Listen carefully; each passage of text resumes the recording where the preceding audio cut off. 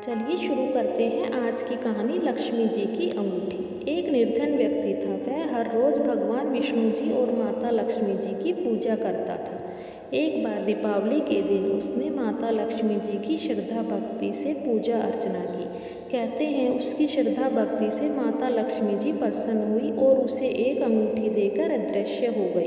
अंगूठी कोई सामान्य नहीं थी। जैसे ही उसने वह अंगूठी पहनकर धन पाने की कामना की तो उसके सामने धन का ढेर लग गया।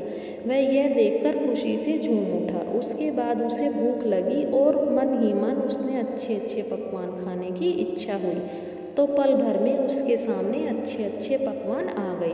अंगूठी के चमत्कार का पता पड़ते ही उसने अपने लिए आलीशान बंगला, नौकर चाकर और तमाम तरह की सुख सुविधाएं प्राप्त कर ली।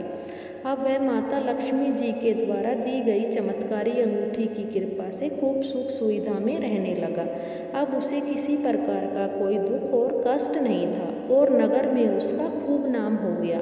एक बार नगर में खूब जोरदार तूफान के साथ तेज बारिश होने लगी। सभी गरीब लोगों के घरों के छप्पर आंधी में उड़ गए। सभी लोग अपनी अपनी जान बचाने के लिए इधर उधर भाग रहे थे। तभी एक बुढ़िया उसके बंगले में आ घुसी। तो वह जोर से चिल्लाए, ए बुढ़िया, कहाँ बिना बताए बंगले में घुसी चली आ रही है। तभी बुढ़िया ने कहा, थोड़ी देर के लिए तेरे यहाँ रहना चाहती हूँ, फिर चली जाऊँगी। तो उसने बुढ़िया को बुरी तरह डांट दिया। फिर बुढ़िया ने कहा, मेरा अब कोई आसरा नहीं है, इतनी तेज बारिश में कहाँ जाऊँगी। थोड़ी देर की बात है, बारिश रुकते ही चली जाऊँगी।